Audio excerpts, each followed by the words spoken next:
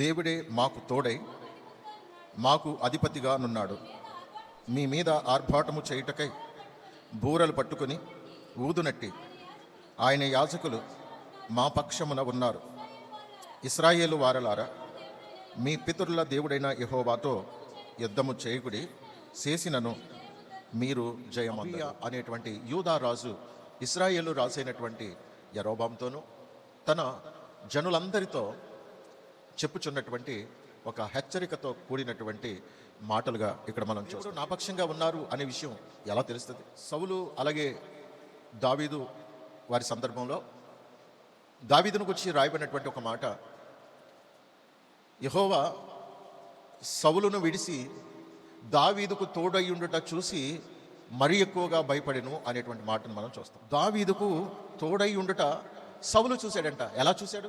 మనము జయించలేనటువంటి గొల్యాతును సహితం సాహసించి వెళ్ళి గొల్యాతును జయించగలిగాడు అని అంటే దేవుడు దావీదుకు తోడై ఉన్నాడు. మొత్తం జల్లెడ పట్టి అతన్ని ఏదో విధంగా పట్టుకుని అతన్ని లేకుండా చేయాలని ఎంత ప్రయత్నం చేసినా నా ప్రయత్నాలన్నీ విఫలమైపోతున్నాయి. అంటే అతనికి దేవుడు తోడై ఉన్నాడు. మనము దేవుడు తోడై ఉండేటట్లుగా, ఆయన మన పక్షాన ఉండేటట్లుగా బహు జాగ్రత్తగా మన జీవితాన్ని కొనసాగి, దేవుడు తోడై ఉండకపోతే గనక మనం ఎప్పుడో నశించిపోయేవారం. దేవుడు నాకు తోడై ఉన్నారా లేదా? ఆయన తోడుగా ఉన్నారని నేను అనుకుంటున్నాను. అసలు దేవుడు నాకు తోడుగా ఉన్నారా లేదా? సంసోను జీవితంలో భయంకరమైన పరిస్థితి వచ్చినప్పుడు అతడు ఏమనుకున్నాడంటే, దేవుడు నాకు తోడుగానే ఉన్నాడు అనుకున్నాడు. కానీ వాక్యంలో రాయబడి ఉంది, అప్పటికి అతన్ని యెహోవా ఎడబాసేనని అతనికి తెలియలేదు. అప్పటికే దేవుడు అతన్ని విడిచిపెట్టేశాడు. కానీ అతను ఏమనుకుంటున్నాడు? దేవుడు నాకు తోడుగా ఉన్నాడు. నేను వ్యభిచరించిన దేవుడు తోడుగా ఉన్నాడు, త్రాగిన దేవుడు తోడుగా ఉన్నాడు, మోసాలు చేసిన దేవుడు తోడుగా ఉన్నాడు, దేవుడు చెప్పింది చెప్పినట్టుగా నేను జీవించకపోయినా దేవుడు నాకు తోడుగా ఉన్నాడు అనుకునే భ్రమలో చాలామంది అలా భ్రమలో ఉంటున్నారు. మరి దేవుడు నీకు తోడై ఉన్నప్పుడు, దేవుడు తోడుగా ఉన్నాడనేటువంటి ఆ పరిస్థితి నిన్ను చూసేవారికి, గమనించేవారికి తెలియాలి. ఎప్పటి వలె సంసోను అనుకున్నాడట, విడచెమ్ముకొందును, నేను ఒక్కసారి హుంకరించానంటే, నేను ఒక్కసారి విదిలించుకున్నానంటే, ఒక్కసారి నేను అలా గింజుకున్నానంటే నా మీద ఉన్నటువంటి కట్లు కానీ గొలుసులు కానీ అన్ని పటాపంచలైపోవలసిందే అని తనలో తాను అనుకుంటున్నాడు. మీరు ఎన్ని చేసినారే, నా సంగతి మీకు తెలియదు. అసలు నేనేంటి, నా పరిస్థితి ఏంటి నా గురించి తెలుసు కదరా, నన్ను మీరు బంధించగలరా, ఏమాత్రం బంధిస్తారో నేను చూస్తా అనుకుని ఒక్కసారిగా అలా విదిలించుకొని అతడు ఎప్పటిలా నాకు బలముంది అని అనుకున్నాడు. కానీ అప్పటికే దేవుడు విడిచిపెట్టేశాడు అనే సంగతి అతనికి అర్థం కాలేదు, తెలియలేదు. దేవుడు మనకు ఒక ఖచ్చితమైనటువంటి ఆజ్ఞ, ఒక విధి, ఒక నియమం, ఒక నిబంధన పెట్టినప్పుడు దానికి కట్టుబడి మనము జీవించకపోతే దేవుడు ఎట్టి పరిస్థితిలో నీతో ఉండరు, నీతో లేరు. సంసోనికి ఆనాటి కాలంలో ఒక నియమం పెట్టాడు దేవుడు. తన తల్లిదండ్రులకి చెప్పకనే చెప్పారు, ఇదిగో నీ కుమారుని మీద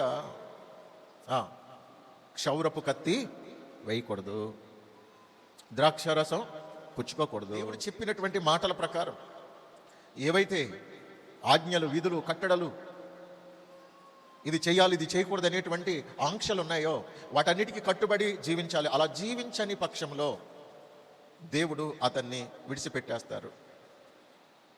ఇవన్నీ సంసోనుకు తెలుసు. చాలా వరకు తాను కాపాడుకుంటూ వచ్చాడు. కానీ చివరి ఘట్టానికి వచ్చేటప్పటికి అన్నిటిలో ఫెయిల్ అయిపోయాడు. అన్నిటినీ కూడా అతడు విస్మరించాడు. ఏం కాదులే, నేను ఎలా జీవించినా పర్వాలేదు అని అనుకున్నాడు తాను. అందుకే అతడు చాలా ఘోరంగా అవమానించాడు. మనకు తోడై ఉండాలి అని అంటే దేవుడు చెప్పింది చెప్పినట్టుగా మనము యాజకులు చేయవలసినటువంటి పనిని చేస్తున్నప్పుడు, దేవునికి విరోధమైన అనేక కార్యక్రమాలు చేసినటువంటి యరొబాముకి దేవుడు చెప్పమని పంపించాడు. రాజుకు చెప్పు, నువ్వు భయపడొద్దు, నేను నీకు తోడుగా ఉన్నాను. అదే సమయంలో నీవు వెళ్ళిన మార్గంలో మరలా తిరిగి రావద్దు, మరి ఒక మార్గంలో నువ్వు వెళ్ళాలి అని దేవుడు ఇలా ఖచ్చితంగా చెప్పారు. రాజు ఇంటికి రమ్మంటే, లోపలికి రమ్మంటే ససేమరా నేను రాను అని చెప్పాడండి కరాఖండిగా. నీకు బహుమతులు ఇస్తానయ్యా బాబు అని అంటే, నీ బహుమతులు నీవు నీతోనే ఉంచుకో, నీ ఇంట్లో సగం ఇచ్చినా నేను రాను. అలసటగా ఉంది కదా, అలసట తీర్చుకంటే పర్వాలేదు, నేను సావైనా చేస్తాను, కానీ దేవుని మాటకు విరోధంగా నేను ఆయన మాటను ధిక్కరించను. చూసారా, వెంటనే రాజుకి అలా చెప్పేసి వచ్చిన మార్గంన కాకుండా మరి ఒక మార్గం గుండా వెళ్ళాడంట. అన్ని కరెక్ట్గా చేశాడండి. ఎంత నమ్మకం! రాజైనా రాజు కదా అని అతనికి చెప్పవలసిన విషయాలు చెప్పకుండా దాచలేదు, భయపడలేదు. రాజైనా, వాడి తాత అయినా, వాడి బాబు అయినా సరే, నేను ఖచ్చితంగా చెప్పే తీరుతాను, దేవుడు చెప్పమన్నాడు చెప్తాను, అంతే ఖచ్చితంగా. దేవుని చేత నడిపించబడేటువంటి సేవకుడు, దైవజనుడు మొహమాటం లేకుండా దేవుడు చెప్పమన్నది చెబుతాడు, చెప్పాలి. అలాగా కొంతమంది బ్రతుకు తెరువుకు వచ్చినటువంటి బోధకులు ఉంటారండి, ప్రజలకు అనుకూలమైన బోధలు చేస్తారు. ఎవరైనా కొంచెం ధనవంతులుంటే, మంచి నాయకులుంటే, వారికి ఏదైనా కొంచెం కానుకలు ఇస్తారని తెలిస్తే అబ్బా వాళ్ళని ఎంత పొగిడేస్తారోనండి, పొగిడేస్తారండి. ఎంత పొగిడేస్తారో అబ్బో, వాళ్ళని పట్టుకుని వేలాడేస్తారండి. ప్రియులరా, ఈ దైవజనుడు మొహమాటం లేకుండా నిర్భయంగా రాజుకు సహితం చెప్తున్నాడు, ఇదిగో యాజకుడు చేయవలసిన పని నువ్వు చేస్తున్నావు. నీవు యాజకులు కాని వారిని సహితం నీవు ప్రోత్సహిస్తున్నావు. నువ్వు ఎన్నో కార్యక్రమాలు దేవునికి విరోధంగా చేసావని దేవుడు చెప్పమంటున్నాడు అని ఖచ్చితంగా చెప్తున్నప్పుడు, కనీసం రాజు అనే గౌరవం లేకుండా నాకే నీతులు చెప్తావా, నన్నే హెచ్చరిస్తావా, నువ్వు ఎందుకు చెప్తున్నావో నాకు ఆ మాత్రం తెలియదు అనుకుంటున్నావా, నిన్నేం చేస్తానో చూడని చెయ్యెత్తితే చెయ్యి ఎండిపోయిందటండి. చెయ్యి కూడా తీసుకోలేకపోతున్నాడు. వెంటనే కాళ్ళబేరానికి వచ్చాడు. అయ్యా దైవజనుడా, నేను ఏదో జీతం ఇచ్చి పెట్టుకున్నటువంటి యాజకులు లాంటి వాళ్ళు అనుకున్నాను నిన్ను, కానీ నీవు దేవుని చేత పంపించబడినటువంటి అభిషక్తుడైన దైవజనుడిని నాకు అర్థమవుతుంది. అయ్యా నా చెయ్యి మరలా బాగుపడాలని ప్రార్థన చేయ్యా, నా కొరకు ప్రార్థన చేయమని, నన్ను బాగు చేయమని దేవుని అడుగు అని చెప్పి ప్రాధేయపడి అడిగినప్పుడు, దైవజనుడు అతని కొరకు ప్రార్థన చేసినప్పుడు దేవుడు మరలా చేతిని బాగు చేశాడు. ఇప్పుడు అతన్ని నా ఇంటికి తీసుకెళ్ళి ప్రార్థన చేయించుకుని భోజనం పెట్టి బహుమతులు ఇచ్చి పంపించాలనుకున్నాడు. రాజు పిలిస్తే అసలు అది ఎంత ఘనత, రాజు ఎవరినో కానీ ఇంటికి పిలవడు. అలాంటిది ఒక దైవజనుడిని ఇంటికి పిలిచి భోజనం పెట్టి అవసరమైతే కాసేపు రెస్ట్ తీసుకుని నేను ఇచ్చే బహుమతులు పట్టుకుని వెళ్తూ రాని ఎంతో గౌరవంగా ఆహ్వానించినా, నీ మర్యాదలు నాకొద్దు, నువ్వు పెట్టే ఆహారం నాకొద్దు, నువ్వు ఇచ్చే బహుమతులు నాకొద్దు, ఎందుకంటే దేవుడు ఇక్కడ ఏదీ ముట్టుకోవద్దని చెప్పాడు. చూడండి, మరి ఒక మార్గం గుండా వెళ్ళాడు. అయితే ఇంతకీ చెప్పుకోవలసింది ఏదైనా ఉంది అనంటే, అలా కొంచెం ముందుకెళ్ళిన తర్వాత 11వ వచనం చదువు. బేతేలులో ప్రవక్తయ్యకు ఒక ముసలివాడు కాపురముండెను. ఇతని కుమారులో ఒకడు వచ్చి బేతేలులో దైవజనుడు ఆ దినమున చేసిన క్రియలన్నిటినీ, అతడు రాజుతో పలికిన మాటలన్నిటినీ తమ తండ్రితో తెలియజెప్పగా, వారి తండ్రి అతడు ఏ మార్గమున వెళ్ళిపోయానని వారిని అడిగాను. అంతటా అతని కుమారులు యూదా దేశము నుండి వచ్చిన దైవజనుడు ఏ మార్గమున వెళ్ళిపోయినది తెలిపిరి. పిమ్మట అతడు తన కుమారులను పిలిచి, నా కొరకు గాడిదకు గంత కట్టుడని చెప్పగా, వారు అతని కొరకు గాడిదకు గంత కట్టిరి. అతడు దాని మీద ఎక్కి దైవజనుని కనుగొనవలనని పోయి మస్తకి వృక్షం క్రింద అతడు కూర్చుండగా చూసి, యూదా దేశంలో నుండి వచ్చిన దైవజనుడవు నీవేనా అని అడుగగా, అతడు నేనే అనెను. అప్పుడు అతడు నా ఇంటికి వచ్చి భోజనము చేయమనగా, అతడు నేను నీతో కూడా మరలి రాజాలను నీ ఇంట ప్రవేశింపను, మరియు నీతో కలిసి ఈ స్థలమందు అన్నపానములు పుచ్చుకొనను. నీవు అచ్చట అన్నపానములు పుచ్చుకొనవద్దనియు, నీవు వచ్చిన మార్గమున పోవుటకు తిరగవద్దనియు యెహోవా వాక్కు చేత నాకు సెలవాయినని చెప్పాను. అందుకతడు, నేనును నీ వంటి ప్రవక్తనే, మరియు దేవదూత ఒకడు యెహోవా చేత సెలవు పొంది అన్నపానములు పుచ్చుకొనుటకై అతని నీ ఇంటికి తోడుకొని రమ్మని నాతో చెప్పానని అతనితో అబద్ధమాడగా, అతడు తిరిగి అతనితో కూడా మరలిపోయి అతని ఇంట అన్నపానములు పుచ్చుకొనెను. వారు భోజనము చేయుచుండగా అతనిని వెనుకకు తోడుకొని వచ్చిన ఆ ప్రవక్తకు యెహోవా వాక్కు ప్రత్యక్షమాయెను. అంతటా అతడు యూదా దేశములో నుండి వచ్చిన దైవజనుని పిలిచి, యెహోవా ఈలాగున ఆజ్ఞ ఇచ్చుచున్నాడు, నీ దేవుడైన యెహోవా నీకు ఆజ్ఞాపించిన దానిని గైకొనక ఆయన సెలవిచ్చిన నోటి మాట మీద తిరగబడి నీవు వెనుకకు వచ్చి నీవు అచ్చట అన్నపానములు పుచ్చుకొనవలదని ఆయన సెలవిచ్చిన స్థలమున భోజనము చేసి ఉన్నావు గనుక నీ కళేబరము నీ పితరుల సమాధిలోనికి రాకపోవునని ఎలుగెత్తి చెప్పాను. అంతటా వారు అన్నపానములు పుచ్చుకొనిన తరువాత అచ్చటి ప్రవక్త తాను వెనుకకు తోడుకొని వచ్చిన ఆ ప్రవక్తకు గాడిద మీద గంత కట్టించాను. అతడు బయలుదేరి మార్గమున పోవుచుండగా ఒక సింహము అతనికి ఎదురుపడి అతన్ని చంపెను. అతని కళేబరము మార్గమందు పడి ఉండగా గాడిద దాని దగ్గర నిలిచి ఉండెను. సింహమును శవము దగ్గర నిలిచి ఉండెను. కొందరు మనుషులు ఆ చోటికి వచ్చి శవము మార్గమందు పడి ఉండుటయు సింహము శవం దగ్గర నిలిచి ఉండుటయు చూసి ఆ ముసలి ప్రవక్త కాపురమున్న పట్టణమునకు వచ్చి ఆ వర్తమానం తెలియజేసిరి. మార్గములో నుండి అతన్ని తోడుకుని వచ్చిన ఆ ప్రవక్త ఆ వర్తమానం వినినప్పుడు, యెహోవా మాటను ఆలకింపక తిరుగబడిన దైవజనుడు ఇతడే, యెహోవా సింహమునకు అతని అప్పగించి ఉన్నాడు, యెహోవా సెలవిచ్చిన ప్రకారం అది అతని చీల్చి చంపెను అని పలికి. చూడండి, అక్కడ జరిగిన సంఘటన అంతా కూడా మీకు ఇంచుమించు అర్థమైందని నేను అనుకుంటున్నాను. ఒక భారం కలిగినటువంటి, నిష్ట కలిగినటువంటి, దేవుని మాటకు సంపూర్ణంగా లోబడినటువంటి ఒక దైవజన జీవితంలో జరిగిన విషాదమైనటువంటి ఘట్టం, విషాదమైన సంఘటన. ఇది చాలా ఆశ్చర్యం అనిపిస్తుంది నాకు. ఈ ముసలోడి మీద ఎంత కోపం వచ్చిందంటే, ఒరే ముసలోడా, ముసలి నక్క, నువ్వు ఎంత దుర్మార్గుడివి.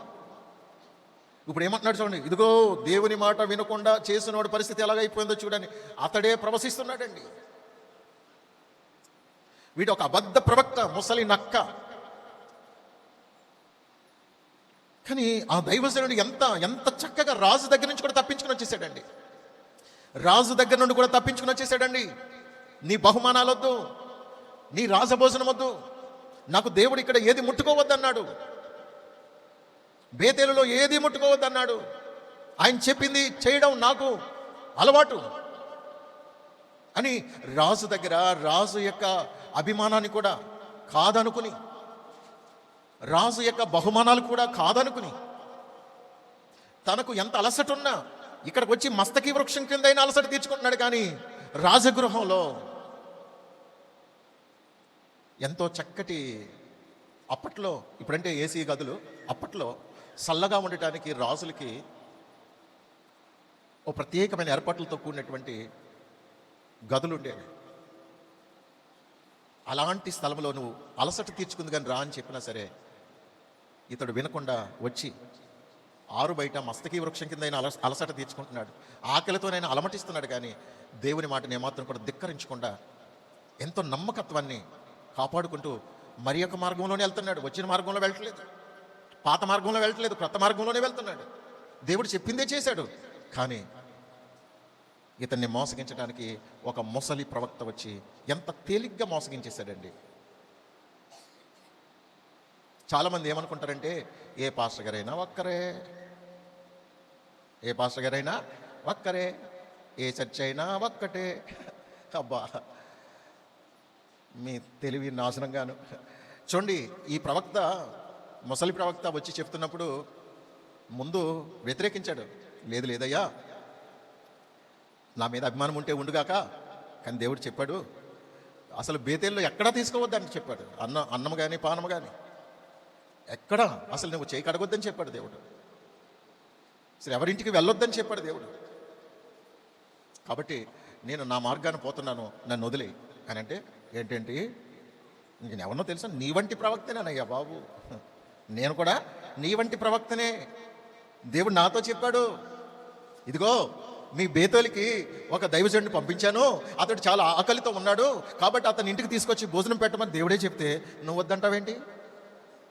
అప్పుడు ఈ దైవజనుడు ఏమనాలి? అవునా, సరే అయితే దేవుడిని అడుగుతాను, దేవుడా, యెహోవా, ఈ ముసలైన పెద్ద ఆయన వచ్చి నన్ను ఇబ్బంది పెడుతున్నాడయ్యా, మీరైతే ఇక్కడ భోజన పానాలు తీసుకోవద్దని, ఎవరింటికి వెళ్ళొద్దని మీరు చెప్పారు కదా, మరి నేనైతే మనసు మార్చుకోను, మీరు చెప్పిందే చేస్తాను, ఎంత అలసటైనా ఎంత ఆకలైనా నేను భరిస్తాను ప్రభువా. కానీ ఇతనికి మీరు చెప్పారట కదా, ఆయనకి చెప్తే నాకు కూడా చెప్పాలి కదా.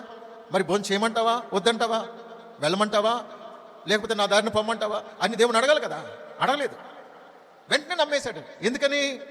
ప్రవక్త అని చెప్పాడు కనుక. వీడు అబద్ధ ప్రవక్త, అబద్ధమాడగా అని ఉంది కనుక వాడు అబద్ధ ప్రవక్త. ఈరోజు చాలా మంది సేవకులు అబద్ధికులుగా, మోసగాళ్ళుగా ప్రజల్ని మోసగిస్తున్నారండి. ప్రజలకి ఏం కావాలంటే అండి, ఏదో 2 మాటలు వాక్యం చెప్తున్నాడు కనుక ఈయన పాస్టర్ అంతే.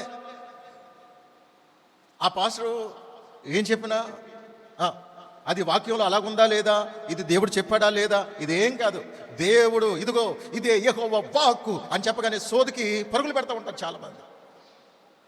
సోది చెప్పే చోటకండి ఎంత అబ్బబ్బబ్బబ్బ కిటకిటలు ఆడిపోతారండి. అక్కడ ఏదో జరుగుతుందండి, అక్కడికో కిటకిటలు ఆడుతూ వెళ్ళిపోతారండి. అసలు భయంకరంగా, అసలు వాళ్ళు ఎంత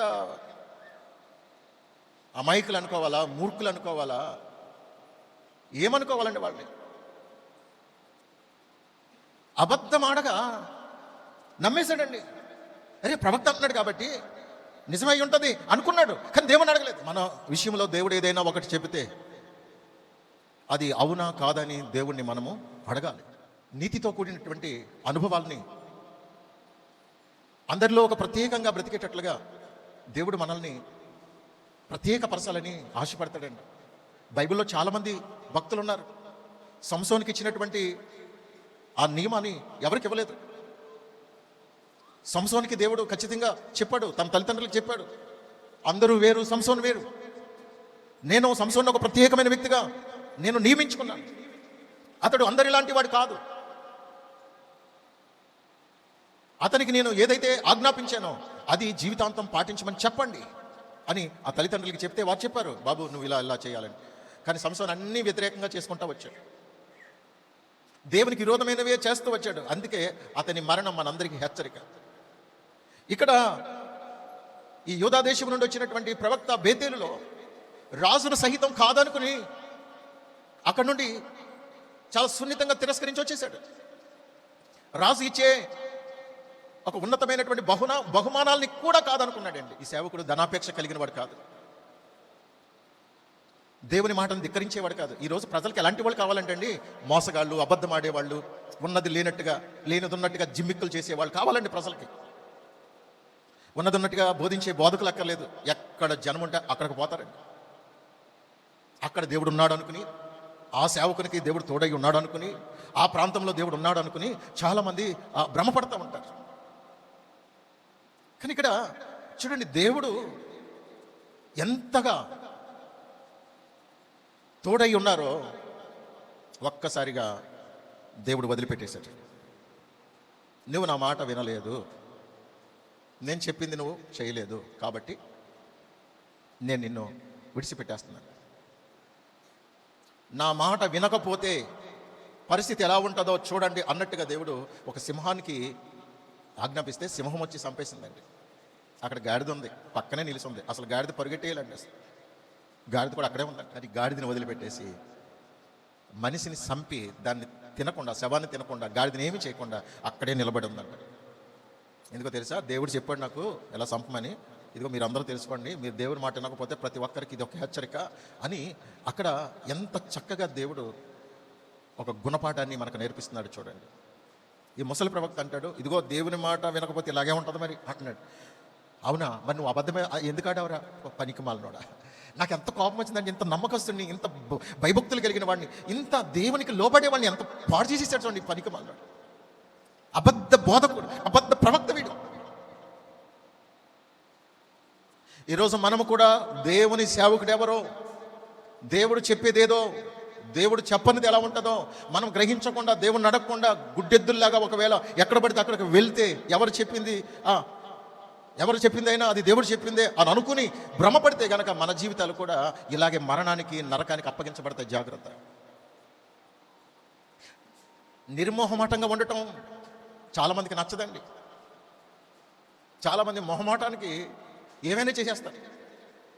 యేసుక్రీస్తు ప్రభువారిని ఆ శాస్త్రులు, పరిసయ్యులు ముందుగా ఏమని పొగిడారంటే, అయ్యా నీవు మొహమాటం లేనివాడవని మేము ఎరుగుదుము, నీవు ఎవరిని లెక్క చేయవని కూడా మాకు తెలుసు అని మెల్లగా బుల్బుల్ విషయాలు ఊసులు చెప్పి ఆ తర్వాత ఆయన్ని సిక్కులు పెట్టే ప్రయత్నం చేశారు. ఆయన అంత అమాయకుడేమీ కాదు, కానీ ఆయన మొహమాటం లేనివాడిగా బోధించినట్లుగా యేసు ప్రభు వారిని గురించి రాయబడి ఉంది. ఈరోజు సంఘంలో మొహమాటం ఉంటే ఎంతమంది వస్తారనండి? మొహమాటానికి బోధించామనుకోండి అందరూ వచ్చేస్తారు నిర్మోహమాటంగా. మొహమాటం లేకుండా ఉన్నట్టుగా బోధిస్తే రారు. బాధ, కష్టం, కోపం. ప్రియులరా, మనకు ఎలాంటి అనుభవం కావాలి? ఇదిగో, మాట వినకపోతే ఎలా ఉంటుందో పరిస్థితి. అటు సంసోను విషయంలోనైనా, ఇటు ఈ యూదా దేశం నుంచి వచ్చినటువంటి ఓ నమ్మకమైన ప్రవక్త విషయంలోనైనా జరిగిన విషయాలు మనం చూసినప్పుడు చరిత్రలో కొన్ని సంఘటనల్ని దేవుడు మనకు దృష్టాంతాలుగా రాయించాడు. వాస్తవికమైన చరిత్రని మన కళ్ళకు కట్టినట్టుగా దేవుడు చూపిస్తున్నాడు. మరి దేవుడు చెప్పింది మనం చేయటానికి ఎల్లప్పుడూ కూడా జాగ్రత్త పడే వారంగా ఉండాలి. అందుకే ఈ అభియ చెప్తున్నటువంటి మాట, ఆలోచించుడి, దేవుడే మాకు తోడై, దేవుడే మాకు తోడుగా ఉన్నాడు. ఎందుకు తోడుగా ఉన్నాడంటే ఆయన చెప్పింది మేము చేస్తున్నాం. మాకు అధిపతిగా ఉన్నాడు దేవుడు. దేవుడు మాకు అధిపతిగా ఉన్నాడు. ఒక అధిపతి చెప్పింది, అధికారి చెప్పింది కిందున్న వారు ఎలాగైతే పాటిస్తారో, దేవునిని మేము అధిపతిగా, నాయకుడిగా, రాజుగా, ఆయనే మాకు సర్వం అనుకున్నట్టుగా ఆయన చెప్పే ప్రతిదానికి మేము లోబడి జీవిస్తున్నాం. కానీ ఇంతకుముందు ఈ యోధా ప్రజలు కూడా దేవునికి లోబడని వారే. వృత్తాంతముల 2వ గ్రంథం 12వ అధ్యాయం 5వ వచనం నుంచి చదువుదాం. ప్రవక్త అయిన షమయ రెహబాము నద్దకును సీసకునకును భయపడి యెరూషలేమునకు వచ్చి కూడి ఉన్న యూదా వారి అధిపతుల యొద్దకును వచ్చి, మీరు నన్ను విసర్జించితిరి గనుక నేను మిమ్మును సీసకు చేతిలో పడనిచ్చి ఉన్నానని యెహోవా సెలవిచ్చుచున్నాడని చెప్పెను. అప్పుడు ఇశ్రాయేలీల అధిపతులను రాజును తమ్మును తాము తగ్గించుకొని యెహోవా న్యాయస్థుడని ఒప్పుకొనిరి. వారు తమ్మును తాము తగ్గించుకొనుట యెహోవా చూసెను గనుక యెహోవా వాక్కు షమయాకు ప్రత్యక్షమై ఇలాగు సెలవిచ్చాను, వారు తమ్మును తాము తగ్గించుకొనిరి గనుక నేను వారిని నాశనము చేయక సీసకు ద్వారా నా ఉగ్రతను యెరూషలేము మీద కుమ్మరింపక త్వరలోనే వారికి రక్షణ దయచేసేదను. అయితే నన్ను సేవించుటకును భూరాజులకు దాసులయ్యుడుటకును ఎంత భేదమున్నదో వారు తెలుసుకొనున్నట్లు వారు అతనికి దాసులగుదురు. రాజ్యంగా ఇశ్రాయేలు రాజ్యం ఉండేది. కానీ అలాంటి రాజ్యము సొలొమోను చనిపోయిన తర్వాత రెహబాము అనుభవం లేనివాడిగా, పెద్దలు చెప్పే మాట వినకుండా తనతోటి యవనస్తులు చెప్పిన మాటను బట్టి అతడు వారి మాట వినటం ద్వారా ఈ ఇశ్రాయేలు రాజ్యంలో 10 గోత్రాల వారు వన్ సైడ్ అయిపోయారు. అంటే ఒక మాటలో చెప్పాలంటే 12 గోత్రాలకి 10 గోత్రాలు ఒకవైపు వెళ్ళిపోయినాయి. దానికి యెరోబాము నాయకత్వం వహించి మెల్లగా రాజు అయిపోయాడు. 10 మంది బలం ఎక్కువ ఉండదా? ఇద్దరు బలం ఎక్కువ ఉండదా? 10 మంది బలం ఎక్కువైపోయింది గనుక ఇప్పుడు అదో రాజ్యంగా ఏర్పడి నిత్యం వీళ్ళ ఇరువురికి కూడా పలుమార్లు రెహబాము కాలంలో రెహబాముకి యెరోబాముకి యుద్ధములు జరుగుతూ వచ్చాయి. అలాంటి సమయంలో చూడండి, బలం తగ్గిపోయినటువంటి సమయంలో రెహబాముకి ఒక సమస్య ఎదురైంది. అదేంటంటే ఐగుప్తు రాజు సీసకు వచ్చి వారిని పట్టుకున్నాడు. సొలొమోను చేయించినటువంటి బంగారపు పనిముట్లు, బంగారపు డాళ్ళు అన్నీ కూడా దోసుకుని వెళ్ళిపోయారు. ప్రియులరా, సొలొమోను కాలంలో బంగారానికి అసలు లోటే లేదు. చుట్టుప్రక్కల దేశాల వారు కుట్టకుట్టలుగా తెచ్చి బహుమతులు ఇచ్చేవారు. ఇంకా సొలొమోను ప్రతి పనిముట్టు కూడా బంగారంతోనే చేయించాడండి. డాళ్ళు కూడా బంగారంతో చేయించాడంటే దాన్ని బట్టి ఆలోచన చేసుకోండి. 2వ దినవృత్తాంతములు 9వ అధ్యాయము 21వ వచనం. సొలొమోను దినములలో వెండి ఎన్నికకు రానిదాయెను. ఎందుకంటే 20వ వచనంలో రాయబడిన మాట ప్రకారం, మరియు రాజైన సొలొమోనుకున్న పానపాత్రలన్నీయును బంగారపు వై ఉండెను. లెబనోను అరణ్యపు నగరునున్న ఉపకరణములన్నీ బంగారముతో చేసినవి.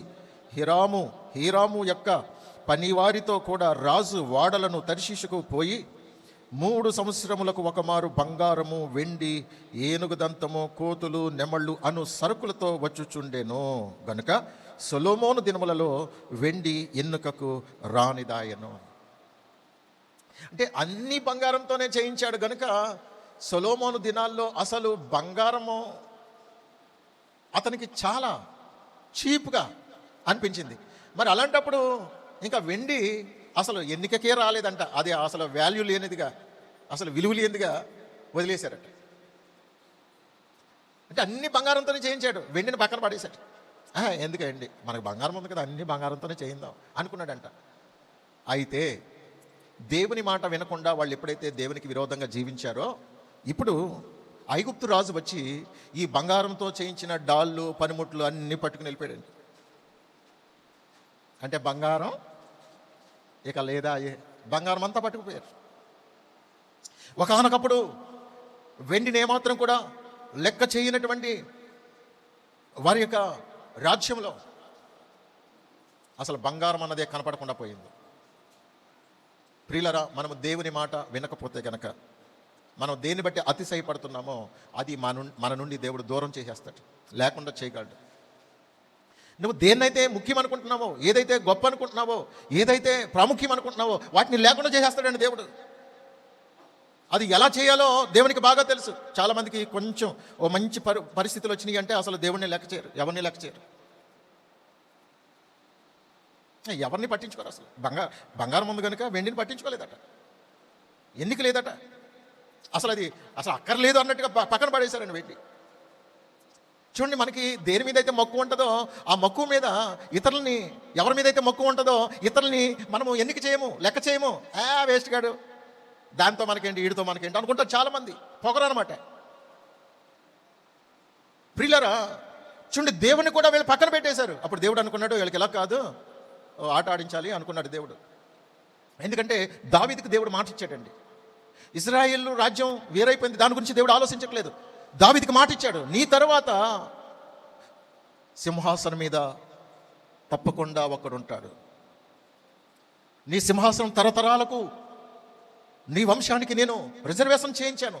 ఎందుకంటే నువ్వు నాకు అంత ప్రియుడుగా ఉన్నావు, నీవు నన్ను అంత ఘనపరిచావు, గొప్ప చేశావు, నా హృదయానుసారంగా నువ్వు ప్రవర్తిస్తున్నావు కనుక దావీదు, నేను నిన్ను నీ తరతరాలకు ఆశీర్వాదకరంగా చేస్తాను.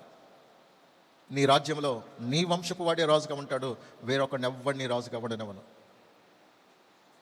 అందుకని దేవుడు దావీదుకి మాట ఇచ్చిన కారణాన్ని బట్టి ఈ యూదా రాజ్యం తక్కువ మంది అయినప్పటికీ ఈ యూదా రాజ్యంతో దేవుడు తోడుగా ఉన్నట్లుగా మనం చూస్తాం. కానీ వారు 12 గోత్రాల్లో 10 గోత్రాలు విడిపోయి మా మెజారిటీ ఎక్కువని వాళ్ళు అతిశయపడుతున్నారు. అయినప్పటికీ వారితో దేవుడు ఏమాత్రం కూడా లేడు. ఎందుకంటే యూదా రాజ్యం కంటే ఇజ్రాయెల్ రాజ్యం మరింత ఘోరంగా తయారయ్యింది. 2 బంగారపు దూడలను చేయించి ఆ శివన్న ఒకటి, ఈ శివన్న ఒకటి పెట్టి సగం మంది 5 గోత్రాల వారేమో ఆ బంగారం దూడ దగ్గరికి, 5 గోత్రాల వారేమో ఈ బంగారం దూడ దగ్గరికి వెళ్ళండి, మనకు ఇదే దేవుడని వారిని ఆ విధంగా ప్రేరేపించాడు యెరోబాము. అలాంటి పరిస్థితుల్లో చూడండి, ఇక్కడ వాళ్ళు ఎలాగూ 10 గోత్రాల వారు ఎలాగూ నన్ను విడిచిపెట్టేశారు, కనీసం ఈ 2 గోత్రాల వారినైనా కాపాడుకోవాలి, వీళ్ళైనా మాట వింటారని దేవుడు వీరికి ఐగుప్తు రాసుని ఉసుగొలిపి వీళ్ళ మీదకి వచ్చేటట్లు చేసి, వీళ్ళ దగ్గర నుంచి బంగారం అంతా ఎత్తుకొని పోయేటట్లు చేసి ఇప్పుడు దేవుడా అనేటట్లు చేశాడండి. దేవుడా, నువ్వు కాకపోతే మాకు ఎవరయ్యా, ఆ 10 మంది అటుపోయారు, మాకు బలం లేదు, ఇదిగో శత్రు దేశాల వారు మమ్మల్ని చాలా లోకు కట్టేశారు, ఎవడు చూసినా కయ్యానికి కాలు దూతున్నాడు, ఎందుకంటే మా బలం తగ్గిపోయింది, ఒక్కసారి మమ్మల్ని కనికరించు ప్రభు అని ఇప్పుడు ఎప్పుడైతే ఈ రెహబాము దేవుని వేడుకున్నాడో అప్పుడు శమయ అనేటువంటి ప్రవక్తకి దేవుడు సెలవిచ్చి పంపిస్తున్నాడు. సరే, అతడు తన జనులు తమను తాము తగ్గించుకొని నాకు ప్రార్థన చేస్తున్నారు, సరే ఈసారికి వదిలేస్తున్నాను, అయినా ఒకసారి టేస్ట్ చూపించాలని అనుకుంటున్నాను, అసలు నేను వదిలిపెడితే ఎలా ఉంటుందో వాళ్ళకి రుచి చూడాలి కదా, అలాగని చెప్పు, ఎక్కువ కాలం ఉంచండిలే, జస్ట్ కొద్ది కాలం వాళ్ళకి ఆ బాధ ఎలా ఉంటుందో, నా మాట వింటే, నాకు దాసులు అవుతే, నేను చెప్పింది చేస్తే, నన్ను సేవిస్తే, నన్ను గణపరిస్తే ఎలా ఉంటుందో, నన్ను సేవించకుండా, నన్ను గణపరచకుండా ఈ లోక సంబంధమైనటువంటి రాజులకి దాసులైతే ఎలా ఉంటుందో, నాకు దాసులైతే ఎలా ఉంటుందో, ఈ లోక సంబంధమైన రాజులకి దాసులైతే ఎలా ఉంటుందో ఒకసారి వాళ్ళకి ట్రైల్ వేద్దామని అనుకుంటున్నానని దేవుడు చెప్పాడు అక్కడ. అలాగే ఉంది అది. ట్రైల్ వేస్తాను ఒకసారి, ఏమనుకోద్దని చెప్పు, పూర్తిగా వదిలిపెట్టనులే అని. 12:8 అయితే నన్ను సేవించుటకును భూరాజులకు దాసులయ్యుండుటకును ఎంత భేదం ఉన్నదో, ఎంత తేడా ఉన్నదో వారు తెలుసుకోవాలంటే వారు తప్పకుండా అతనికి ఐగుప్తు రాజుకి దాసులు అవ్వాలి. అవ్వకుండా చేయగలను, కానీ ఒకసారి ట్రైల్ వేద్దాం.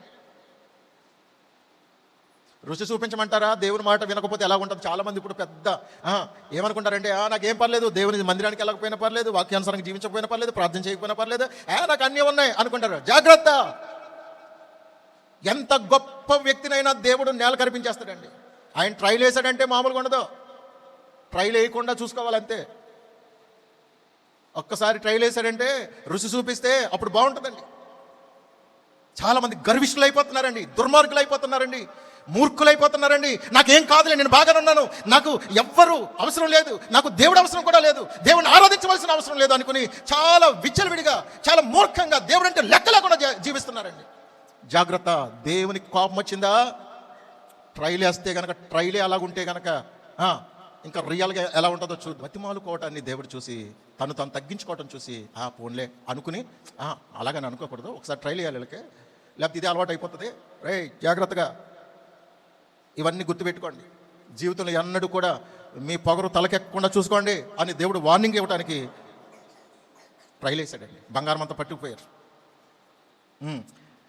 సొలొమోను కాలంలో ఎంత వైభవం ఉండేదో అంత బోసిపోయింది, అంత బోసిపోయింది. అనుకుంటున్నారా మన పరిస్థితులు ఎప్పుడు ఇలాగే ఉంటాయి? మనం దేవుని మాట వినకపోయినా, మనం ఎలా జీవించినా, మన ఇష్టానుసారంగా జీవించినా మన పరిస్థితులు ఎప్పుడు ఇలాగే ఉంటాయి, పర్వాలేదు అనుకుంటున్నారా? దేవుని మాట ప్రకారం జీవించకపోతే, దేవుడు చెప్పింది చేయకపోతే పరిస్థితులు చాలా ఘోరంగా తయారవుతాయి. వాడలు బళ్ళు అయిపోతాయి, బళ్ళు కూడా వాడలు అవుతాయండి. దేవుని మాట వింటే బళ్ళు వాడలుగా మారుతాయి. దేవుని మాట వినకపోతే వాడలు కూడా బళ్ళు అయిపోతాయి. వాడంటే గుర్తొచ్చిందండి. టైటానిక్ వాడని చేసిన వాడంట, దాని ఎదుట భాగంలో దేవుడు కూడా దీన్ని ఏమీ చేయలేడు, అంత అద్భుతంగా దీన్ని మేము తయారు చేశాం, దేవుడు కూడా దీన్ని ముంచలేడు, దేవుడు కూడా దీన్ని ఏమీ చేయలేడు అని అర్థం ఇచ్చేటట్టుగా ఒక స్లోగన్ రాశాడండి. టైటానిక్ వాడు ఏమైందండి? ఏమైంది? దేవుడు కూడా ఏం చేయలేడా? పిచ్చోళ్ళారా, దేవుడు తెలుసుకుంటే ఎవరినైనా ఏమైనా చేయగలడు. అర్థమైందా? దేవుడు ప్రతి వారి పట్ల దీర్ఘశాంతం వహించి పోన్లేని వదిలేస్తున్నాడు అంతే. అసలు దేవుడు పట్టించుకుని నాశనం చేయటం ప్రారంభిస్తే ఎవరి తరం కాదండి. ఈరోజు ఎలాంటి పరిస్థితులైనా సరే మాకేంట్లే అన్నట్టుగా ఉండకూడదు. దేవునికి భయపడటం నేర్చుకోండి, దేవుడు చెప్పింది చేయటం నేర్చుకోండి. ఎవరైనా, అవి పట్టణాలైనా, గ్రామాలైనా, కుటుంబాలైనా, వ్యక్తి జీవితమైనా, వ్యక్తిగతంగానైనా మనం దేవునికి భయపడి వణకటం నేర్చుకోవాలి. అలా నేర్చుకుంటేనే మనం బాగుపడతాం, మన కుటుంబాలు తరతరాలు దీవించబడతాయి. లేదా నీ వంశానికి నువ్వు ఒక నాశనకరమైనటువంటి శనిగాళ్ళలాగా, శనిదానిలాగా తయారవుతావు. నిన్ను బట్టి నీ కుటుంబం సర్వనాశనం అయిపోవడానికి అవకాశం ఉంది. ఓ స్త్రీవైనా పురుషుడివైనా దేవునికి భయపడి దేవుడు చెప్పినట్టుగా చేయడం నేర్చుకోండి. అలా నేర్చుకుంటే కనుక మనం బాగుపడతాం, మన తర్వాత పిల్లలు వారు ఆశీర్వదించబడతారు. అలా క్రిందకు వస్తే 12వ వచనం చదువుదాం. 12వ అతడు తన్ను తాను తగ్గించుకొనినందున యెహోవా అతన్ని బొత్తిగా నిర్మూలము చేయక యూదా వారు కొంత మట్టుకు మంచితనమును అనుసరించుట చూసి తన కోపము అతని మీద నుండి త్రిప్పుకొనేను. మనం 13వ వచనంలో చూస్తే రాజైన రెహబాము యెరూషలేమునందు స్థిరపడి ఏలుబడి చేశాను.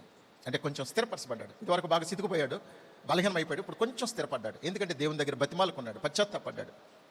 ఇశ్రాయేలు వారి మీదట యూదా వారు కొంత మట్టుకు పర్వాలేదంట, పూర్తిగా కాదు, కొంత మట్టుకు పర్లేదు. చాలామంది ఎలా ఉంటారంటే, వాళ్ళు అంత కాకపోయినా మేము ఎంతో కొంచెం భక్తిగానే ఉన్నాం, కొంత చేస్తారు. కొంత మట్టుకు కాదు, పూర్తిగా నీ జీవితం మార్చబడాలి, పూర్తిగా దేవునికి లోబడాలి, పూర్తిగా మంచిగా భక్తి చేయాలి. అంతేగాని ఏదో కొంత మట్టుకు పర్వాలేదని సరిపెట్టుకోవద్దు. మనకు విత్తువాని ఉపమానంలో అయితే మంచి నేలను విత్తబడినటువంటి విత్తనాల గురించి చెబుతూ కొన్నిట 30 దంతలుగాను, కొన్ని 60 దంతలుగాను, కొన్ని 100 అంతలుగా ఫలించాయి. ఇక్కడ 3 విషయాలు గుర్తుపెట్టుకోవాలి: 30 దంతలుగా, 60 దంతలుగా, నూరంతలుగా. చాలామంది ఎలా ఉండిపోతారంటే 30 ఉండిపోతారు అంతే. కొంత మట్టుకు పర్వాలేదు. అంటే 100 బస్తాలు రావాల్సిన పంట 30 బస్తాలు వచ్చింది అనుకోండి, బాగా పండినట్ట కాదు, నష్టాలు వస్తాయి. కనీసం 60 బస్తాలు పండినా కొంతవరకు పర్వాలేదు అనిపిస్తుంది. అదే 100% 100 బస్తాలు పండినాయి అనుకోండి, అబ్బా రైతుకి ఎంత పండగండి. అసలు అందరూ కూడా ఎవరు బాబాయ్ మా మీద నువ్వు చాలా బెటర్ రా బాబు, అసలు నీకు కొంచెమైనా బాధ లేదు, మేము మొత్తం నష్టాలు పాలయ్యాం, మేము కొంతవరకు పర్వాలేదు అని వాళ్ళు అనుకుంటుంటే 100% ఉత్తమ రైతుగా గిన్నిస్ రికార్డులో రికార్డ్ అయ్యేటట్లుగా అసలు 100%, 100% పండించగలిగిన మనగాడు ఈ ప్రస్తుత కాలంలో ఎవరున్నారండి? ఆత్మీయ జీవితంలో కూడా అంతే. 30% భక్తి చేసే వాళ్ళ వైపు చూసి పర్వాలేదు అనుకోవద్దు. 60% భక్తి చేసే వాళ్ళని చూసి పర్వాలేదులే, కొంతవరకు పర్వాలేదు అనుకోవద్దు. నువ్వు 100%కి రీచ్ అవ్వాలని నీలో తపన రావాలి, ఆ పట్టుదల రావాలి, ఆ భారం రావాలి. కొంత మట్టుకు పర్వాలేదు, కొంత మట్టుకు కాదు, పూర్తిగా 100% నీలో ఒక గొప్ప పరివర్తన రావాలి.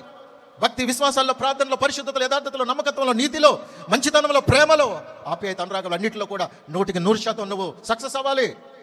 అది దేవుడు నీ నుండి ఆశించేది. కొంతవరకు నేను పర్వాలేదులే అని సరిపెట్టుకునే శాతకాన్ని దద్దమ్మలా సతికిలబడద్దు. రోషం రావాలి. మన జాగ్రత్త, నాశనకరమైన పరిస్థితిలో ఉంది లోకం. నువ్వు వాళ్ళతో నాశనం అయిపోతానంటే నీ కర్మ.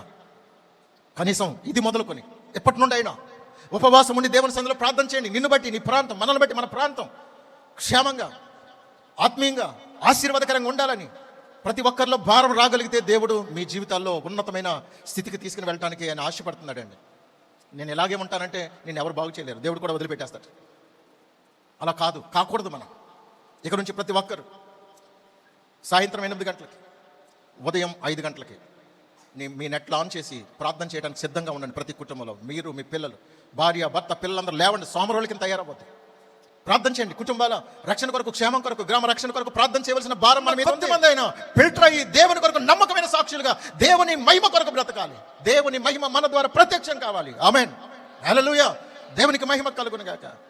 ప్రియులరా, ఇక్కడ అబీయా చెప్తున్నాడు చూడండి, రెహబాములో వచ్చిన కొంతవరకు మార్పు, అబీయాలో పూర్తి మార్పు వచ్చిందండి. అబీయా పూర్తిగా దేవునికి లోబడ్డాడు. తన తండ్రి తర్వాత అబీయా చాలా నమ్మకంగా జీవించడం ప్రారంభించాడు. తాను ధైర్యంగా చెప్పగలిగేటువంటి మాట ఏంటో తెలుసా? దేవుడు మాతో ఉన్నాడు, సేవకులు మాతో ఉన్నారు, మేము దేవుని మాట వింటున్నాం, దేవుని అధికారానికి లోబడుతున్నాం. నీ ప్రవర్తన అంతటి యందు ఆయన అధికారం నాకు ఒప్పుకో, దేవుడు చెప్పింది చెయ్యి. ఇంకా ఎంతకాలం అలా జీవిస్తారు దేవుని పిల్లలారా? దేవుని పిల్లలు మనం చెప్పుకుని సిగ్గులేదా మీ ఇష్టానుసారంగా జీవించడానికి? ఒకసారి ఆలోచన చేద్దాం. అబీయా చెబుతున్నటువంటి ఒక గొప్ప మాట, ఇదిగో దేవుడు మాతో ఉన్నాడని నువ్వు చెప్పగలవా? నాతో దేవుడు ఉన్నాడని చెప్పగలవా? దేవుడు నాతో ఉన్నాడని చెప్పగలను. నా జీవితంలో ఎన్ని సమస్యలున్నా ఎప్పుడు దేనికి భయపడలేదు, దేనికి రాజీ పడలేదు. ఎవరు ఏమనుకున్నా డోంట్ కేర్. కారణం ఏంటో తెలుసా? నా దేవుడు నాతో ఉన్నాడు. మనుషులేంటి నాకు చేసేది? మనుషులు కొంతవరకు చేయొచ్చు, కానీ అలాగని మనుషుల మీద ఆధారపడకూడదు. అది నా విశ్వాసం. మేము చాలామంది ఏమనుకుంటారంటే మేము ఎన్ని చేసినా మా పాస్టర్గా తీసి పడేస్తాడు రా బాబు. అలాగని మేము తక్కువ చేయటమేం కాదు. మీ నమ్మకత్వాన్ని బట్టి దేవుడు మీకు ఇచ్చే ఆశీర్వాదాలు ఇస్తాడు. మిగిలిన వారి సంగతి చెబుతున్నాను. అలాగని ప్రతిదాన్ని నన్నే అన్నారని మీదేసుకోవద్దు. కొంతమందికి అలవాటు ఏంటంటే ఏదన్నా నన్నే అన్నారు. మనలో లోపం లేకపోతే మనకి ఏమీ ఉండదండి. అర్థమైందా? అందుకే దేవుడు నాకు తోడై ఉండాలంటే దేవునితో నేను ఉండాలి. ప్రతిరోజు దేవునితో గడపాలి. దేవుని వాక్యాన్ని చక్కగా ధ్యానించాలి. దేవుని సన్నిధిలో ప్రార్థన చేయాలి. దేవుడు చెప్పినట్టుగా ఈ వారం అంతట్లో ఏది చెప్పారో ప్రభు అది గుర్తు పెట్టుకోవాలి. సంబంధమైన అలవాటు ప్రకారమైన భక్తి చేసి నేను కూడా భక్తి పరురాలనే అని అనుకుంటే కాదు కాదు కాదు, నువ్వు ఎప్పటికీ కాలేవు అలాగైతే. కానీ దేవుడు చెప్పే మాటకి భయపడి వణికి లోబడి నమ్మకంగా భయముతో వణుకుతో జీవిస్తే దేవుడు నీతోనే ఉంటాడు. దేవుడు నాతోనే ఉంటాడు. దేవుడు తోడై అంటే నా కూడానే ఉన్నాడు, నా దగ్గరే ఉన్నాడు, నా పక్కనే ఉన్నాడు అని దాని అర్థం. దేవుడిని మీరు విసర్జించారు కనుక దేవుడు మిమ్మల్ని ఎప్పుడో వదిలేశాడు రప్పించోళ్ళారా అని యెరోబాముకి తన ప్రజలకి చెప్తున్నాడు అబీయా, యూదారాజు. యూదా రాజ్యానికి ఇశ్రాయేల్ రాజ్యానికి తేడా ఏంటంటే ఇశ్రాయేలు రాజ్యం అంతా కూడా వాళ్ళ ఇష్టానుసారంగా జీవిస్తున్నారు. బంగారు దూడల్ని విగ్రహాలుగా పెట్టుకుని, ఇది మామూలు విగ్రహమా? బంగారపు విగ్రహం. అమ్మో, బంగారం అంటే ఎంత ప్రేమో చాలా మందికి. బంగారపు దూడ అనేటప్పటికి అందరూ అయ్యి బాబోయ్ బంగారంతో చేశారంట దూడని, అమ్మో మామూలు విషయమా? ఎంత పెద్ద దూడకి ఎంత బంగారం కావాలి? ఒకటి అనుకుంటున్నారా? 2 దూడలు, ఆ పక్కన ఒకటి ఈ పక్కన ఒకటి. అవునా, నిజమేనా అని అందరూ ఎగబడి ఆ బంగారపు దూడల దగ్గరికి వెళ్ళేవారండి. చూడండి, చాలామంది ఎంత అమాయకులు, ఎంత పిచ్చోళ్ళు అంటే, రే దేవుడు ఎలా ఉంటాడో ఏంటో, దేవుడు ఏమై ఉన్నాడో వాక్యంలో రాయబడి ఉంది. నువ్వు బంగారం దూడ దగ్గరికి వెళ్ళడానికి అసలు నీకు పని ఏంటి, అవసరం ఏంటి? దేవుడేమో మందిరానికి వచ్చి కన్నీరు విడిచి ఉపవాసం ఉండి ప్రార్థన చేయమంటే నువ్వు ఎక్కడెక్కడికో ఎవరెవరో ఏదో చేస్తున్నారంటే అక్కడికి ఎగబడతావు. నువ్వు ఎంత పనికిమాలిన స్థితిలో ఉన్నావు, ఎంత భక్తిహీనత స్థితిలో ఉన్నావు. ఇంత వాక్యం విని నేర్చుకునేది అదే, నా కర్మ ఏం పట్టలేదు. సేవకుడు మా కొరకు కన్నీటితో ప్రార్థన చేస్తున్నాడు, మేము ప్రార్థన చేసుకుంటాం. మేము ఎక్కడికి వెళ్ళవలసిన అవసరం లేదు. దేవుడు మాకు ఒక సహవాసాన్ని ఇచ్చారు. ఆ సహవాసంలో ఉపవాస ప్రార్థనలో మంది పాపం చెప్పులు కూడా లేకుండా వెళ్ళిపోతారు వారు పనికి. ఆ చెప్పులు లేకుండా నడవమన్నాడు దేవుడు. చెప్పింది ఒకటి చేసి ఆడవరు, చెప్పులు లేకుండా పెద్ద ఏదో బిల్డప్. వాక్యంలో లేనిది ఏదీ చెయ్యొద్దు. వాక్యంలో ఉంటేనే అలా చేయండి. అబద్ధాలే నమ్ముతారని చాలామంది, సులువుగా నమ్ముతారండి. ఆదమామలు ఏం నమ్మారు? దేవుని మాట నమ్మారా? సైతాన్ అబద్ధాన్ని నమ్మారా? అంతే మరి. అదే బాగా చక్కగా ఇంపుగా ఉంటుంది అనమాట. అబద్ధమే ఇంపుగా ఉంటుంది. అబ్బా భలే చెప్పాడు, ఆ పాస్టర్ అయితే భలే చెప్పాడు. మన పాస్టర్ ఉన్నాడు, ఎలా చెప్పడం, ఎలాగా అనుకూలంగా చెప్పడం, మనకు అనుకూలంగా చెప్పడం మన పాస్టర్ రా బాబు. అందుకే చర్చి కూడా బుద్ధి కాదు నాకు. అనుకునేవారు లేకపోలేదు. ఇంకా మీకు మాయ మాటలు చెప్పాలి, మిమ్మల్ని పొగడాలి. మిమ్మల్ని పొగిడితే భలే ఉంటుంది. పొగిడించుకోవడానికి, మన భక్తి పొగిడించుకోవడానికి కాదు. అందుకే నేను ఎవరిని పొగిడించుకోను. నాకున్న చెడ్డ అలవాటు మంచి అలవాటు తెలియదు, కానీ ఏదైనా సందర్భంలో ఒకరిని ప్రశంసించాలి, అది తప్పదనుకున్న సమయంలో ప్రశంసిస్తాను తప్ప నా స్వార్థం కొరకు ఎవరిని పొగడను. నాకు ఏదో కలిసి వస్తుంది, నాకు ఏదో వీళ్ళు చేసేలాగా ఉన్నారు అనుకున్న వాళ్ళని పొగడను. అలాంటి వాళ్ళని అసలు లెక్క చేయను. దేవుని చిత్తంలో లేనిది ఏది నాకు అక్కర్లేదు. దేవుని చిత్తం అయి ఉంటే గనక నా కాళ్ళ దగ్గరికి పట్టుకొచ్చి పడేస్తాడని దేవుడు. ఆమేన్, హల్లెలూయా. దేవునికి మహిమ కలుగును గాక. పస్తులున్న రోజుల్లో కూడా పస్తులైనా ఉన్నాం, పిల్లలనైనా పస్తులు పెట్టాం, కానీ ఎవరో 10 రూపాయలు ఇస్తారని ఏనాడు ఏ గుమ్మం తొక్కలేదండి. ఆమేన్. ప్రియులరా, దేవుడు అన్యాయస్తుడు కాదు కనుక అబియా చూడండి, దేవుడే మాకు తోడై మాకు అధిపతిగానున్నాడు. మీ మీద ఆర్భాటం చేయటకై బూరలు పట్టుకొని ఊదినట్టి ఆయన యాజకులు మా పక్షమున ఉన్నారు. ఇశ్రాయేలులారా, మీ పితరుల దేవుడైన యెహోవాతో యుద్ధము చేయకుడి, చేసినను మీరు జయమందరు. చాలామంది ఏమనుకుంటారంటే, ఏదో చర్చికి పోతున్నాం, ఏదో పాస్టర్ గారులే మన కోసం వాళ్ళు ప్రార్థన చేస్తారులే అని అనుకుంటున్నారు. లేదు, దేవుడు ఏర్పాటు చేసుకున్న యాజకులు వేరుగా ఉంటారు. మనుషులు ఏర్పాటు చేసుకున్నటువంటి నకిలీ యాజకులు వేరుగా ఉంటారు. యెరోబాము వాళ్ళకి జీతాలు ఇచ్చి పెట్టుకున్నాడండి రవిడి వాళ్ళని. ఎందుకంటే వాళ్ళ ప్రవర్తనకి, అసలు వాళ్ళు చేసే సేవకి, వాళ్ళ విధానానికి, వాళ్ళ పద్ధతులకి అసలు బైబిల్కి సంబంధం లేనట్టుగా ఉంటుంది. సినిమా హీరోల్లాగా అండి, పోక్రీ వాళ్ళలాగా, రవిడి వాళ్ళలాగా అలా ఉంటారు చాలామంది. మా పక్షంగా ఉన్న యాజకులు ఎలాంటి వాళ్ళు అంటే ఆర్భాటంగా బూరలు ఊదుతారు, ఎవరిని లెక్క చేయరు, ఎవరికి భయపడరు. దేవుడు చెప్పమన్నది వాళ్ళు ఖచ్చితంగా చెప్తారు, హెచ్చరిక చేస్తారు. హెచ్చరిక బూదలు ఆర్భాటంగా ఊదుతారు వాళ్ళు. జనాలు రావటం మానేస్తారేమని భయపడరు వాళ్ళు. ఎలాంటి వాళ్ళు కావాలో తేల్చుకోండి. చాలామందికి చక్కగా సన్నాయి నొక్కులు అంటారు కదండి, అలాగ చక్కగా హాయిగా ఉండాలన్నమాట. కానీ ఆర్భాటంగా, రోషంగా, గంభీరంగా దేవుడు చెప్పమన్నది చెప్పడానికి ఆత్మావేశం వలన చెప్పే సంగతులు చాలామందికి ఇష్టమవ్వ. అందుకే ఎవరి పక్షం గెలిపారు ఈ జనాలందరూ? యెరోబాము పక్షం గెలిపారు. ఎంతమంది? 10 మంది వెళ్ళిపోయారు. ఇక్కడ మిగిలింది ఎవరు? 2 మిగిలారు. 2 గోత్రాలే మిగిలాయి, 10 గోత్రాలు అటుపోయాయి. మెజారిటీ పీపుల్ అందరూ కూడా అటు వెళ్ళిపోయారు. ఇప్పుడు ఆ జనాన్ని చూసుకుని రెచ్చిపోతున్నాడండి యెరోబాము. అసలు నేనేంటి, నువ్వేంటి, నా స్ట్రెంత్ ఎంత, నీ స్ట్రెంత్ ఎంత, నా బలం ఎంత, నీ బలం ఎంత అనుకుంటున్నాడు. అబి అంటున్నాడు, నీ బలం ఎంతైనా కావచ్చు, కానీ దేవుడు మీ పక్షంగా లేడుగా, యాజకులు మీ పక్షంగా లేరుగా, వాక్యానుసారమైన జీవితం మీలో లేదుగా. మేము మా దేవుని మాట వింటున్నాం. ఆయన మాకు దేవుడు, ఆయన మాకు తోడుగా ఉన్నాడు. ఆయన అధికారానికి మేము లోపడుతున్నాం, ఆయన చెప్పింది చేస్తున్నాం, వద్దన్నది మారుతున్నాం. మేము నమ్మకంగా జీవిస్తున్నాం. మీలా తిరుగుబాటు చేసిన వాళ్ళం కాదు, దేవుని విసర్జించిన వాళ్ళం కాదు, మీకులా దేవుడు చెప్పని ఆచారాలని చేసేవాళ్ళం కాదు మేము. ఇదిగో మాతో కాదు మీరు యుద్ధం చేసేది, దేవునితో యుద్ధం చేస్తున్నారు. గుర్తుపెట్టుకోండి, మీరు జయము పొందరు. చాలామంది సేవకులకు విరోధంగా పోరాడుతూ ఉంటారండి. నమ్మకమైన నీతి కలిగినటువంటి రోషం కలిగిన సేవకునికి విరోధంగా మాట్లాడుతూ ఉంటారు. ఆ సేవకునికి విరోధంగా యుద్ధం చేసినట్టుగా ఆ దైవజనుడికి విరోధంగా మాట్లాడుతూ ఉంటారు. జయం పొందుతారా మీరు? ఎప్పటికీ పొందలేరు. దేవుని చిత్తాన్ని చేసేవారిదే జయము. ఆమేన్. ప్రపంచ దేశాలకి దేవుడు చెదరగొట్టేసి అప్పుడు ఒకే రాజ్యంగా దేవుడు చేశాడు. నువ్వు దేవుని మాట వినకపోతే అష్ట కష్టాల పాలయ్యి మొత్తం మీద బుద్ధి వచ్చిందిరా బాబు అనుకున్నప్పుడు దేవుడు నిన్ను స్థిరపరుస్తాడు. అంతవరకు నీ పరిస్థితులు తారుమారైపోతాయి. అలాంటి పరిస్థితి తెచ్చుకోవద్దు దేవుని బిడ్డ. మనము దేవుని మాటకు లోబడదాం. దేవునికి లోబడితే పరిస్థితి మరోలా ఉంటుంది. దేవునికి లోబడకపోతే చాలా ఘోరంగా ఉంటుంది. అందుకే దేవునికి లోబడదాం, వాక్యానుసారంగా జీవిద్దాం. ప్రతిరోజు వాక్యం ధ్యానించండి. ప్రతి ఒక్కరు బైబిల్ క్రమంగా చదవండి. బైబిల్ చదవకుండా భోజనం కానీ టిఫిన్ కానీ చెయ్యొద్దు. నువ్వు అలా చేస్తున్నావంటే తిండిపోతుంది. వాక్యం చదివిన తర్వాతే, నీకు చదవటం రాకపోయినా చదివించుకో. బైబిల్ తర్వాతే నేను ఏదైనా ముట్టుకుంటాను. ఓ తీర్మానం చేసుకో. ప్రార్థన చేయకుండా నేను పని ప్రారంభించను అని ప్రతిరోజు వేకువనే లేచి దేవుని సన్నిధిలో ప్రార్థించడం మొదలు పెట్టండి. అలా ప్రార్థన చేస్తే మిమ్మల్ని బట్టి మీ కుటుంబాలు ఎంత దీవించబడతాయి చూద్దాం. ట్రైల్ వేద్దాం. మనం ట్రైల్ వేయలేదనుకోండి, దేవుడు ట్రైల్ వేస్తాడు. నువ్వు ట్రైల్ వేస్తావా బాగుపడతావు. నువ్వు ట్రైల్ వేయలేదనుకో, సరే నేను ట్రైల్ వేస్తాను అంటాడు దేవుడు. నువ్వు ట్రైల్ వేస్తావా, దేవుడు ట్రైల్ వేయమంటావా? ఏం చేద్దాం చెప్పండి. స్త్రీలైనా పురుషులైనా మనందరం భక్తిలో ఇలా జీవిస్తే ఎలా ఉంటుందని ట్రైల్ వేద్దామా? నేను అలా జీవించను, నేను ఎప్పుడు ఉన్నట్టుగా ఉంటాను అని మూర్ఖంగా ఉంటే కనుక దేవుడు ట్రైల్ వేస్తాడనమాట. నీకు నష్టాలు, కష్టాలు, బాధలు, ఇబ్బందులన్నీ కలగజేస్తే అప్పుడు నువ్వు దేవుని దగ్గరికి ఎలా వస్తావో ఆయనకు తెలుసు. నిన్ను ఎలా దేవుని దగ్గరికి రప్పించుకోవాలో, నిన్ను ఎలాగా భక్తిగా రోషంగా నిష్ట కలిగి ఉండాలో దేవుడు నిన్ను తప్పకుండా ఆ రీతిగా మలచటానికి ఆయనకు కూడా ఒక ప్రణాళిక ఉంటుందండి. మనం సాకులు చెప్పి మనం ఏదో నాటకాలు ఆడితే పోన్లే అని కొంతకాలం వదులుతాడు దేవుడు. ఆ తర్వాత ఇక నీ గొడవైపోతుంది. గొడవైపోతే ఆట మొదలవుతుంది. దేవుడు ఆట మొదలెట్టాడంటే పరిస్థితులు మామూలుగా ఉండవు. మరి చూసుకోండి, కాసుకోండి.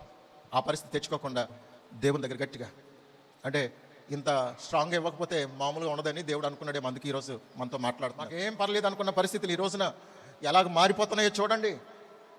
కనుక మన జ్ఞానమైనా, మన ధనమైనా, మన సంపదైనా, మన ఆరోగ్యమైనా, మన బలమైనా, మన పరిస్థితులు ఏవైనా మనం అనుకున్నట్టుగా ఎప్పుడు స్థిరంగా ఉండవు, తారుమారైపోతాయి. ఎప్పుడు ఏం జరుగుతుందో తెలియదు. అందుకే సమయం ఉండగానే, అన్ని పరిస్థితులు బాగుండగానే దేవుని గట్టిగా పట్టుకుని బ్రతిమాలుదాం, ప్రార్థన చేసుకుందాం.